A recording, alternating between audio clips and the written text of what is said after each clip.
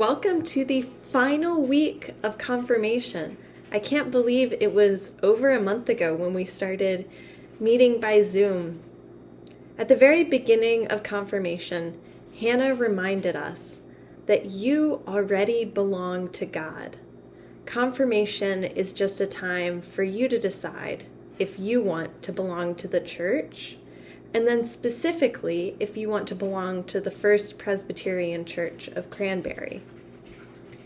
In her video today, Hannah is talking about biblical calls and examples of vocation, which is the same as a calling, in the Bible. But before she does, we need to talk about what a vocation is. A vocation is not your job, but it might be.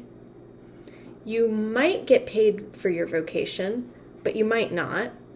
And for some people, their vocation is being a minister at a church, but for most people, that is not their vocation. I think that Presbyterian minister Frederick Buechner puts it best when he says, your vocation is where your greatest joy meets the world's greatest need. So to say that again, your vocation is where your greatest joy meets the world's greatest need. So in order for you to figure out what your vocation is, what your calling is, first you have to figure out what it is that brings you joy. And second, you have to do a hard look at what the world's greatest needs are. And where those two intersect, that's your vocation. In the coming years, you will be discovering both your gifts, who God created you to be, and the needs of the world and of your community, of your nation, of your neighborhood, of everyone around you, and of yourself. And during this time, your church community will walk alongside you. Your church will affirm your gifts and your talents as you discover them. And they will also be there as you are finding out some of the more difficult things about the world and the harsh realities that we live in. Now, everything will change. What gives you joy will change over the years. The world's needs will change over the years. They're certainly different today than they were 8 months ago. But God is the same. And the fact that you are called to share God's love in the world remains the same. And now on to Hannah and examples of biblical call.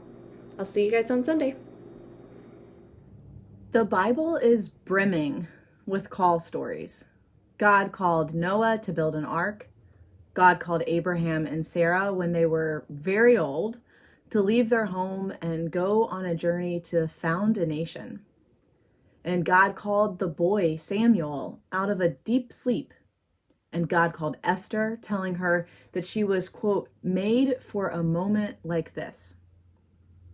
God called Mary, just a teenage girl, to give birth to the Savior. And God called Peter to be a rock upon which a church could be built. And God called Paul on the road to Damascus and set him on a path that would transform the world. And then there's another funny call story. Do you remember the story of Jonah and the whale, which was really a big fish? God called Jonah to go to Nineveh and tell them to stop their evil doing. And so Jonah got up and went, except that he went the opposite direction of Nineveh. Jonah hated the people of Nineveh, and so he got on a ship and headed to Tarshish. He thought that he could run away from God. Oh, silly Jonah. God sent a storm into the path of the ship, and the sailors thought that they were going to die. And when Jonah told them that his God was the creator of the sea and of the dry land, they yelled at Jonah, "You must have done something to upset your God, and it's your fault that we are going to die."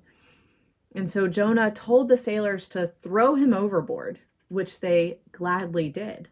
And at the moment that he went overboard, the storm stopped. And the sailors praised God that they were saved. And God sent very quickly this enormous fish to come and swallow Jonah up. And Jonah was in the fish's belly for 3 days. And while Jonah was in the belly of this beast, he prayed to God. And finally, on the 3rd day, the fish spit him out on dry land. But God wasn't done with Jonah. God called to Jonah again, saying, "Jonah, go to Nineveh. Give them word of the judgment that I have given to you." And this time Jonah had learned his lesson, so he did go. And when he got to Nineveh, he went around the streets yelling, "Nineveh will be destroyed in 40 days. Much to Jonah's surprise, the people of Nineveh listened to him. And they believed Jonah, and they believed the message that God had given Jonah to preach. And everyone, from the most important to the least important, from the youngest to the oldest, from the largest to the smallest, even the cattle and all of the animals, they repented of their evil. To show God how sorry they were, they did not eat, and they dressed in mourning clothes. And when God saw the actions of the people in Nineveh, God chose not to destroy the city or the people. Nineveh was saved. That's one call story. Probably not your call story. And it's one of those stories that teaches us something that is true, even if it isn't altogether factually true. What we know is that God chased Jonah down relentlessly, speaking through all of Jonah's fears and anxieties and calling him anyway. And then God chased down Nineveh, speaking to them in a way that they could hear, in a way that they could understand through Jonah, that they would be saved.